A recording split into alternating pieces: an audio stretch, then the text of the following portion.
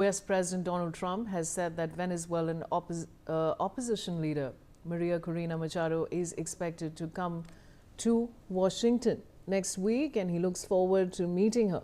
This will be Trump's first meeting with Machado, who said earlier this week she had not spoken to the U.S. president since winning the Nobel Peace Prize in October.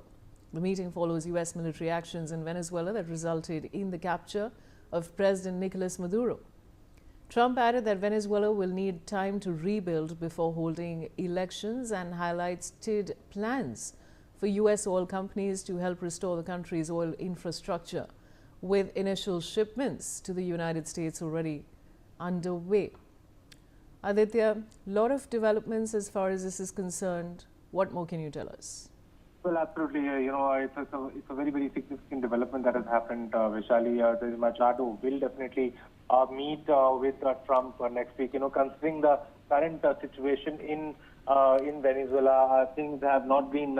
Things are actually at this juncture very, very critical. And if you see, we have seen statements by U.S. President Donald Trump and U.S. Secretary of State Marco Rubio that Venezuela cannot have now ties with China, Russia, and Iran. And U.S. wants all the oil resources of Venezuela. So considering the fact some of the leaders of the Maduro cabinet are not looking very straightforward as far as this development is concerned. So clearly, this is a straight question on the sovereignty of Venezuela. If you see, these actions undermine the sovereignty of an independent nation, and time and again now back-to-back such statements by senior leaders of the Trump administration and himself